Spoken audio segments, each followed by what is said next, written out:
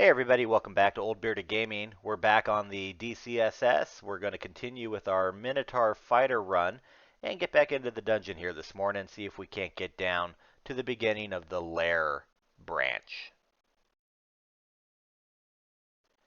As the game's getting going here, just a little bit more explanation about what the dungeon actually is. So there are 15 levels to the dungeon, and within those 15 levels at different heights, so to speak, there can be other structures to be found. So once you get down to level 15, the very bottom of the dungeon, is when you begin actually another area called the depths. From the depths, you can find the abyss, you can get to hell, there's all sorts of other places. A little higher up, between floors 4 and 7, we can come across what's known as the temple. And the temple will have a whole bunch of altars available for us to be able to choose what god we want to worship, if we haven't already found one of those somewhere else. Now, just a quick interesting point of note there, we came across an ogre. It was outlined in red, a very dangerous mob, at least in the early game. It can do a lot of damage with its hit. We opted to go ahead and pop a might potion to be able to just really buff up the damage that we can do to make sure it was a non-issue for us. As we mentioned earlier, the goal in today's episode is to get down to the entrance of the lair. And the lair is important. It can be found anywhere between floors 8 and 11, and it has several what are known as branches that split off from the lair. You only get 3 of them, and there are 5 potential ones that it can be. You're always going to come across the slime pits. That's a guarantee. Okay, and the slime pits can be kind of dangerous. In fact, a lot of players will opt not to do the slime pits because of the amount of corrosion that exists in there, and the final boss of that one can be a little bit tricky to handle to be able to get that rune. Then you're faced with one of 2 choices. Either you will get the snake pit or the spider's nest, and you will get either the swamp or the shoals.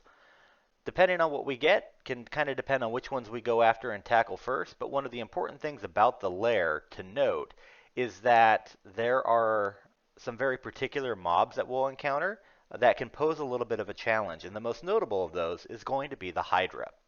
Anybody who's familiar with fantasy games knows a Hydra, multi-headed beast. If you attack a Hydra with a bladed weapon, such as an axe or a sword, etc., and you don't kill it in one hit, you have a very good chance of cutting a head off. And what does lore tell us about Hydra? So you cut a head off to come back in its place. So that's a very real thing. As we continue through our playthrough here of the dungeon going down, we're going to want to keep an eye out for some weapons that are non-bladed, some sort of a mace, a flail. Part of the reason being is that as we're gaining skill points in our axes, we're gaining some ancillary skill in these other weapon types, and that'll be useful for being able to deal with Hydras when we come across them.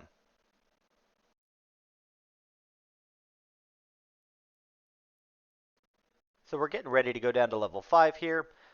And as we progress through, we're going to start using some of the resources that we have. We have a few unidentified scrolls. We have obviously quite a few unidentified potions. I like to use these based off of what quantity I have of them, right? If I have more than one, I don't mind popping an unknown one to find out what it is, because then I have another one there. Here we got a little bit unlucky, if you want to call it that. We had a pile of mutation potions. And as you saw there, we got a kind of a nasty mutation that I didn't really like. We popped another potion to get rid of that, and in place of the nasty one, we got a kind of a positive one. We have sharp teeth, means we can do some biting, but we also got a kind of a debuff mutation of a -2 to dex. That's not horrible, and we're going to hold on to that for right now. I like to keep some spare mutation potions in our pocket should we need to try to re-roll some bad stuff off that can really hinder and put a damper on our run. At dungeon level 5, we seem to be pretty well equipped right now for being able to handle what's coming at us. In fact, as you see here, we're able to take on multiple enemies at once. Standing in that narrow hallway, I could retreat one square if I needed to kind of funnel them down to a one-on-one, but because we have that AoE attack, hitting 3 at a time is a great way to handle larger groups of mobs that we really don't have a lot of fear for. We get kind of lucky here. We get some identity scrolls, a small little pile of them, and that'll help us to identify some other additional items that we've got that we haven't seen before. As a general reminder, once you've identified something during your run, it's always identified, right? So that's where some of the benefit comes from in drinking unknown potions and reading unknown scrolls in the early game, because then you'll know what you're coming across in the later game. We seem to have a pretty good edge. We're not missing a whole lot, so our skill allocation probably doesn't need to be as heavy into the axes as it has been. So we're going to even things out and start putting some more points back into the regular stats that we would be going for our melee fighter here. Armor, dodging, shields, and we're going to keep putting into stealth. Even though we don't have a great aptitude for it, it can still come in handy, absolutely. Overall, it feels like this is actually a pretty decent run here. We're getting quite a few items in the early game. Nothing fantastic. I mean, nothing just, oh my gosh, this is an amazing artifact or some sort of game-changing weapon or piece of armor, etc. But we're getting enough consumable resources that it's making things very interesting for sure. In fact, right here we get a brand scroll, which adds a attribute randomly to our weapon, and in this case we got poison, which is actually not a bad one to have, particularly in the early game. We can swing at something, poison a whole bunch of guys at once, and run away. And now in front of us, we've got one of the mini bosses of DCSS. This guy appears in the earlier floors. Eustachio, I believe is how it's pronounced. He's a bit of a summoner. He's going to call some smaller monsters to his side. I tried to throw a net at it. It didn't stick, but he's not moving yet. And we've now successfully poisoned him. You basically kind of ignore the summons and focus on the main guy for this particular one, because once you kill him, then all of his summons will disappear. He's worth a lot of experience because he's a higher level than us. That was a pretty easy, straightforward kill. Not all mini bosses are the same, and that's for sure. So that one I knew we didn't really have much to fear from, so we took it head on and came out the better for it. Inventory starting to pile up a little bit here. We're almost at 30 items out of the maximum 52 we can hold. It's okay. We've still got quite a bit of dungeon crawling to do, so I don't mind, again, holding on to a lot of items for right now. And usually once we get down to that first level of the lair, I'll set up some sort of an area once we clear the floor as, you know what, this is my base, and this is where I'm going to store all of my extra items.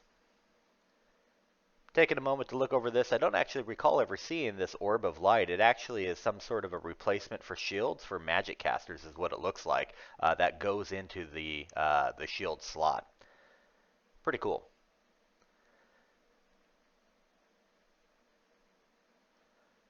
So now that we're pretty much done with level 5, I noticed, you know what, we haven't really come across the temple yet, so it's probably going to be coming in the next floor or so. But I'm doing a quick search to see what gods have we already discovered. And I didn't realize we already came across an altar back on level 3 for Hep. And yes, I'm abbreviating it as Hep because I cannot begin to pronounce how that's supposed to sound. But Hep is a really, really cool god to worship. Essentially, what they offer is once we get to a certain level of piety, so to speak, with this deity, we will automatically have an ancestor that gets summoned and follows us around. This ancestor, as we level up, gets more and more abilities, and as we get better with our invocation skill, we actually have the ability to heal them and have them do additional damage. At a certain point, and I believe it's piety level 2. Let me just double check that real quick. I believe, yeah, piety level 2, we get the storyteller rank. And at that point, we get to choose what the background is for our ancestor. So we can choose to make them a knight, a battle mage, or a hexer. And I'm not going to go into full detail about which each one is. They sound pretty self-explanatory, but being a melee character, we can pretty much pick any one of these and have some benefit to it. I'm going to go for the knight, though, to basically have a mirror image of ourselves. They start out with a flail, a kite shield, and some armor. They'll be able to do some additional damage, and just like in the game for monsters, when monsters surround us, they're better at hitting us. Well, we would then have the edge because there's two of us. We'd be able to hit quite a few things. The real nice benefit comes once we get to XL level 15, when the ancestor that is a knight gets a broad axe of flaming. And that's going to pump out some damage. It's going to do a lot of AoE and really kind of set the tone for being able to to throw some big DPS out there. We very easily could have gone with choosing a battle mage or a hexer. There's some ranged attacks there for the battle mage, but they also have some melee combat abilities, but they're not as tanky, so to speak. And of course, hexers being more of a caster, they're going to be hanging back, casting spells, which are very useful. They can do a lot with their confuse ability. That makes it easy for a melee character to go in there and just kind of mop up, particularly once you get over level 19, when they can do mass confusion and they have haste on themselves. So boom, there it is. We gained a level of piety from Hep, and our ancestor is there. Now, right now, they don't really have much. We haven't chosen a background for them, but they exist. They're helping out in combat. They can be used as a shield, so to speak. And actually, right here, you see we got ourselves into a little bit of trouble. That ogre really taking the damage down. So what we're going to do is we're going to pop a scroll of fear, get him going the other way. The ancestor is going to go after him, and I'm going to kind of back away from combat here, right? This is the kind of the safe move to make. First and foremost, when thinking about confrontations, there's no guts, no glory mindset. Doesn't ever really pay off in this game. You need to survive, and sometimes survival means running away, healing up, and going at it again. And if that doesn't work, running away, coming at it from a different perspective. Now, something interesting there that you noticed, our ancestor didn't exactly follow us because they were, kind of dealing with that ogre when we had ran away, but they come back. And they usually will do that. We also gain abilities to be able to summon them if they're too far away. It costs a little bit of magic points, a little bit of piety. And then eventually we're able to actually change places with a monster and our ancestor, and we can swap them. And there's no resistance check. So it doesn't matter how much willpower a monster has, it will always be successful. It just costs some MP and some piety. So there's a lot of useful techniques and tactics with having an ancestor that we can employ in the game. As we see here, we found a shop, our first one, which is super awesome. There's some interesting magical items there, unidentified. Nothing that we need to spend money on right now, but because it's there, we can always come back to it later. So no real worries. So the temple entrance is over there to the left. No need to really go explore. We've already chosen our god. Centaurs are interesting. They're pretty quick, and obviously they can shoot you from distance. So usually the best bet is always to kind of go after them. Close the gap, start doing damage to them, because they're going to keep doing damage to you even as you're trying to run away. It would have been a little bit different because we do have our ancestor, so we could have told that ancestor specifically, go ahead and go after the centaur, and we're going to go this way. Kind of peace out on it. Interesting little fight there with that steam dragon. The important thing about dragons is if they've got breath, like the steam dragon one, get out of the steam as quickly as you can and kind of navigate around so you can start doing damage to them. They're not overtly difficult, the steam ones, but they can do some damage if you're in a narrow corridor and you're stuck in that steam. A lot of bees on this floor, kind of different. Phantom, those are always kind of interesting. They've got pretty good ability to be able to kind of dodge. They're incorporeal, I guess is the word. But again, nothing here that we really can't handle. Just trying to be cautious because we do seem to be a little squishy still. We're taking some damage. And that's not too surprising. We don't really have anything amazing or crazy in terms of armor, so that'll get better over time. Large room here with a whole bunch of enemies. I mean, not a ton, but again, we want to kind of be somewhat strategic about how we approach these fights. So taking pause and stock of what we've got. We've got some javelins, just a couple of them. We're going to throw. Javelins go through. They have a piercing quality, right? So if you've got a few things lined up, you can get a little extra damage on a couple enemies. It didn't actually end up working here, but it was worth a shot. We handled them all anyways. So out of habit, I spend a lot of time looking through my inventory screen.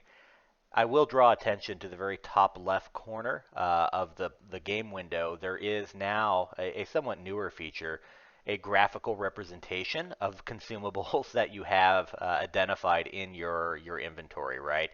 I forget that that's there. I don't hardly even notice it or see it, so I'm always going into my inventory to look to see, okay, what do I got, and what can I use instead of looking at the quick graphics there.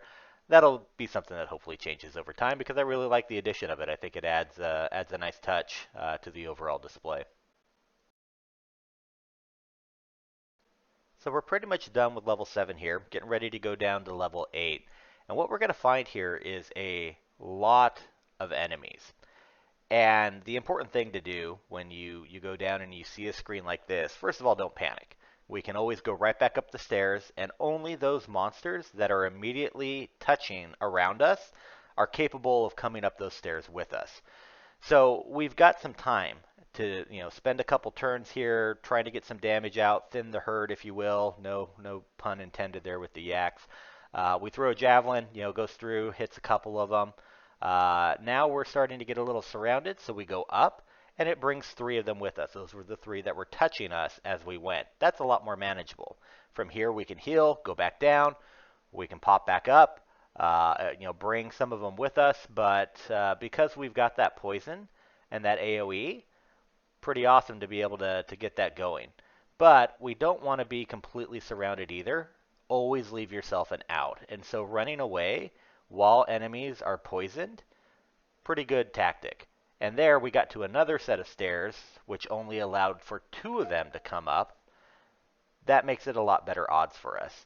Taking stock of what we have, comparing that with what our hit points are, you know what, we can probably handle this, but we're going to pop a potion that turns us into a tree. Gives us crazy armor class, and we can still attack, we just can't move.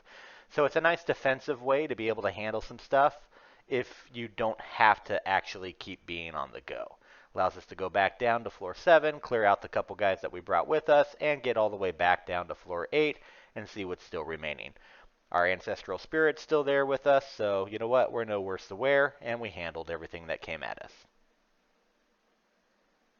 Again, we're still on the lookout for non-bladed weapons to be able to handle Hydras once we get into the lair, so that +1 flail of Holy Wrath, not a bad thing to pick up. We'll take it with us.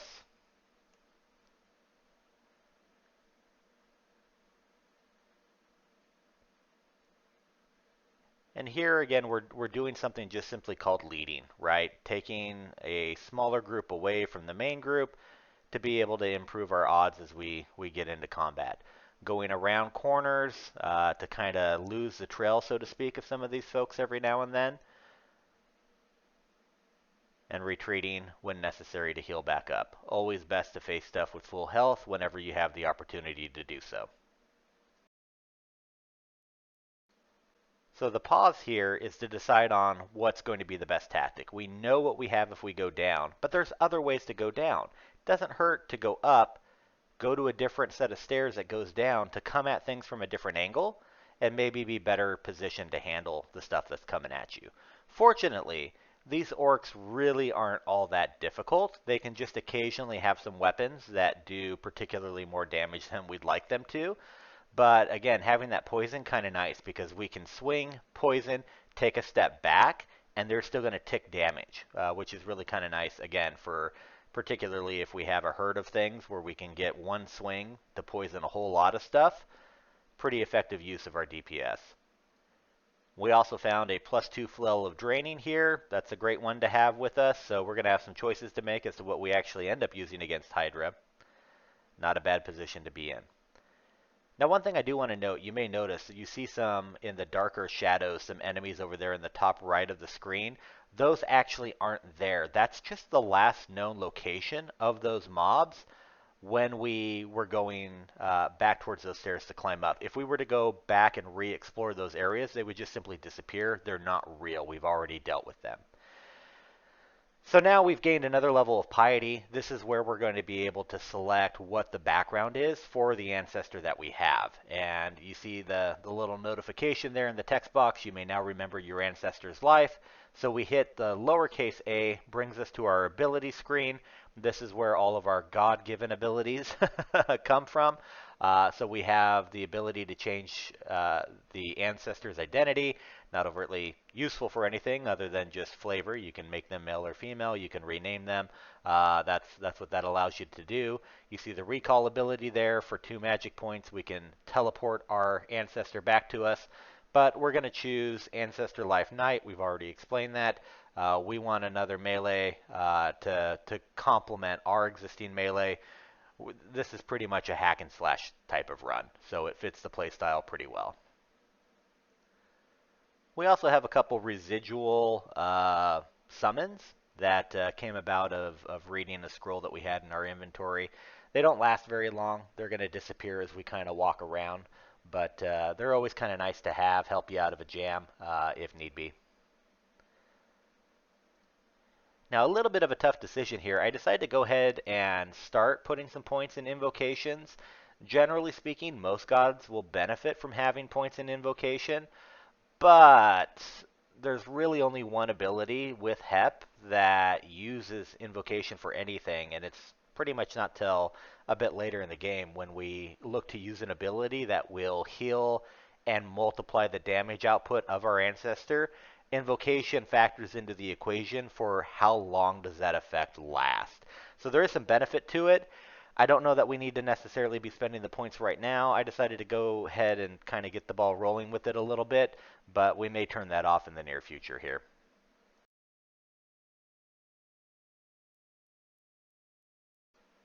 We've got another dragon, this time an acid dragon. Can be a little bit dangerous. They can corrode items and can put out a little bit of damage, but we close the gap pretty quick. And of course, our ancestor does some pretty decent damage on their own, so I like it.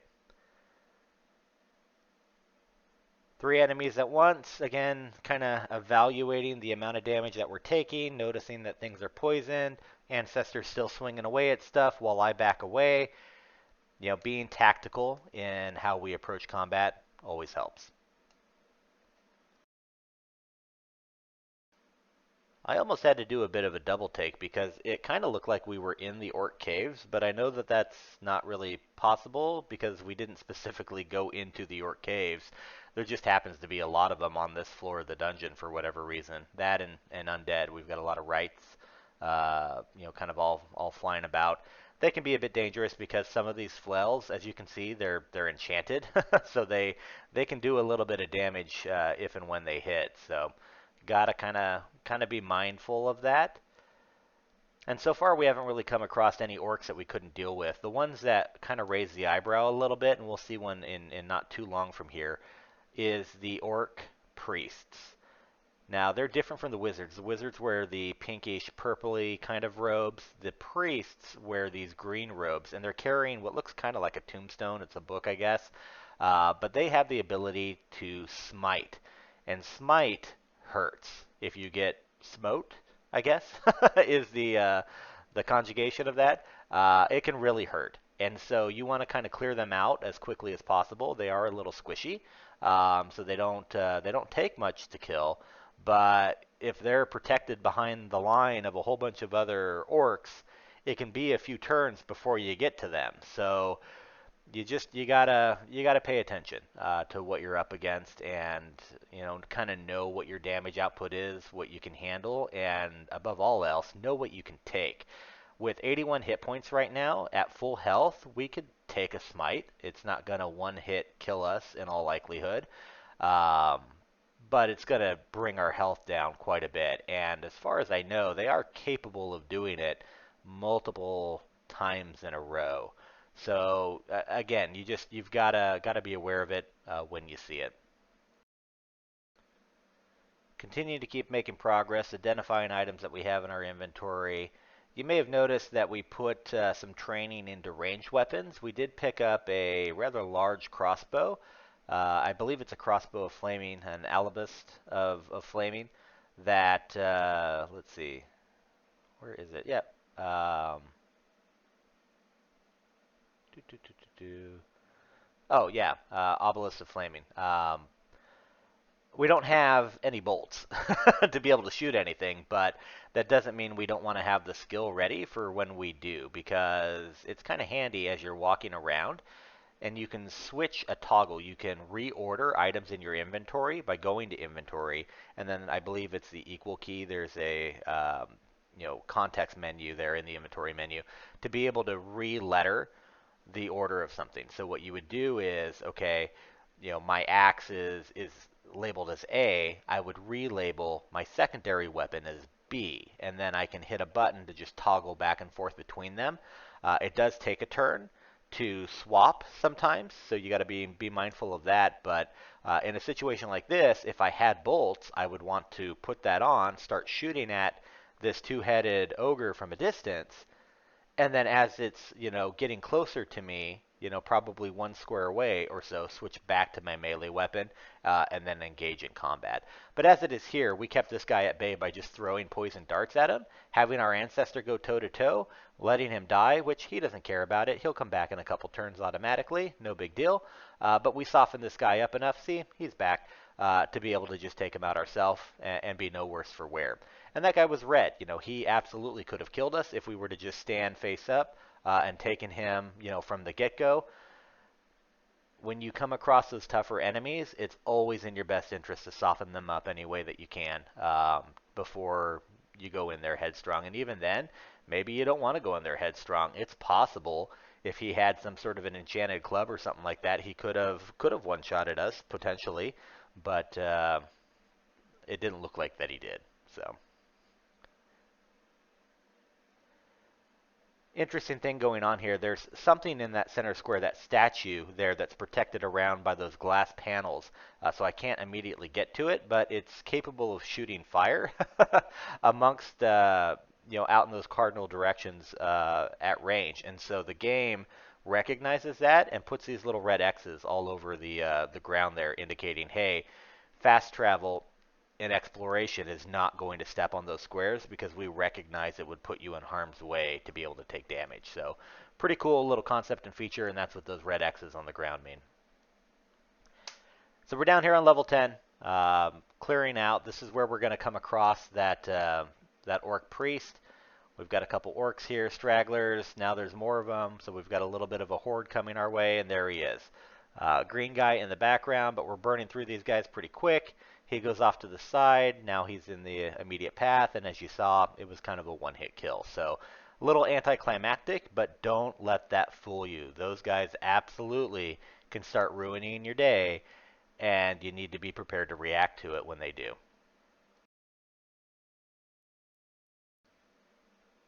So as we're walking around here, something invisible hits us, or tries to. It didn't do any damage, but there is something here. And it would take me a little while to realize what it is. We'll find out as we get towards the end of level 10 here, but it's a vampire that turned itself invisible.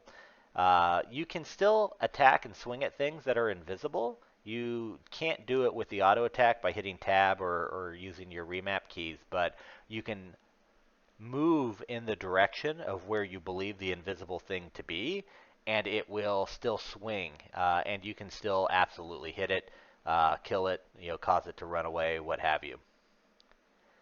If you didn't notice, I don't particularly like these bees.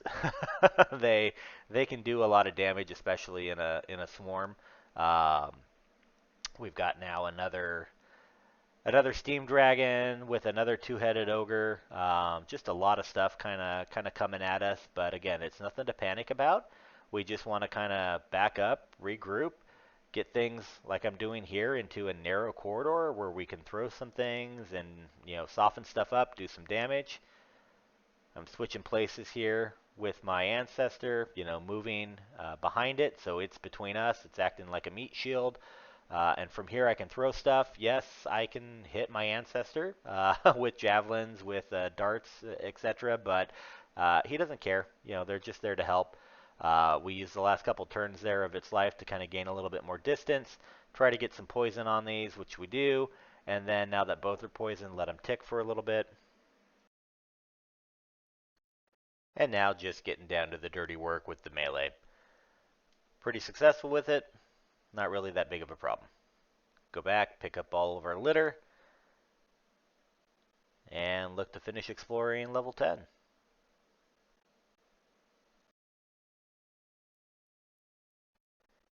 We've got our ancestor back.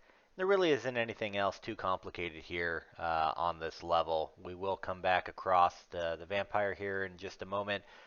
Realize, hey, that was the thing that was invisible that was hitting us. Let's kill it, which we do. And pretty much we're getting ourselves set up here for what we're going to need to do to get down to the lair level. So the lair itself, when we step in through the threshold for the lair, it has 6 levels of its own, right? And as we go down and clear each of those levels, we're going to find entrances to each of the 3 branches that the game's going to give us. Again, one of them is going to be the slime pits, one's going to be either the swamp or the shoals, and then the other one's going to be either the snake pit or the spider's nest. We do run into a little bit of difficulty here. I was not expecting to find a fire dragon sitting there on the entrance down to the lair. Fire dragons can really end an early game pretty quickly. Fire damage does quite a bit, plus its normal swing and attack usually does somewhere around 20 to 30 damage or so. So we're trying to pop a little bit of poison at distance. My ancestor didn't really keep up with it. You see the fireball there. Did some damage. Getting around the corner here, trying to lure it away. And honestly, it's not the best setup right now to be able to try to tackle this guy. So we pop a teleport scroll, which randomly puts us somewhere else on the map. We're able to use that to, to heal up, to just kind of get away. We do spend a little bit of time here kind of going back and looking to see, well, where did this dragon go, and what do we have to be able to kind of deal with it. So I've got a couple darts that we could throw at it that might do a little bit of damage to it, what have you. We could probably stand toe to toe with it and have an okay chance at trying to kill it. But now that we've gotten down to the lair part, I mean, we're not out of the early game by any means, but it kind of sucks to have to start over when we've made some fairly okay progress so far. The bottom line is always take stock of what you have, review your arsenals. We do have some options there with wands as well. I don't have evocation skills to be able to make super good use of the wand, so our percentage chance to hit isn't very reliable. Um, Probably not the best thing to do to start going after it, but I do spend, like I said, a little bit of time here looking for just where it is. I figured at the very minimum we'd be okay with trying to throw those Apri darts that we have. Um, at it, we have a couple more poison darts left that we could do. See what sort of damage we could get to start ticking on the dragon, and if we would be in position to be able to go ahead and try and tag team it. What you see now is making some decisions about the armor that we're carrying. We found a piece of enchanted scale. Wasn't better than just the regular chainmail that we're wearing now. Um, and as luck would kind of have it, I guess, I guess you could call it luck. I couldn't find the dragon. I'm not sure entirely where he went. He is absolutely still here, though. He is somewhere on this map. You see, we're kind of proceeding cautiously. I want to be able to keep maximum distance once we discover where it is. But after we teleported, it decided to walk off in some other direction. I suspect it went all the way up to the north, to that northern corridor. Um, but that's fine, honestly.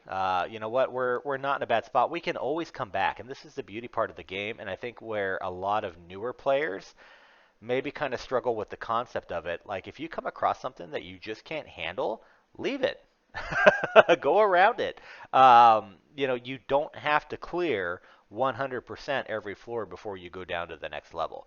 Obviously, I mean, the more experience you have and the more you progress and advance, the better off you're going to be. But if something's just going to end your run, go around it, ignore it, and that's what we're going to do here. We're gonna end this episode with us getting ready to go down into Lair. I think that puts us in a good spot. And you know what? We'll come back and deal with that dragon when it's a non-issue later in the game. So I appreciate everybody for hanging out. Thanks for watching Old Bearded Gaming. If you're enjoying the series, leave us a like. Let us know what you'd like to see in the series. Like I said, for now, gameplay is going to be at about this place with narration over the top, just to kind of keep things going along. In future videos, we absolutely are going to show and narrate over just the successful full runs, edit them and truncate them to make them a little bit more faster. But appreciate everybody hanging out. We'll see you guys again next time. Cheers.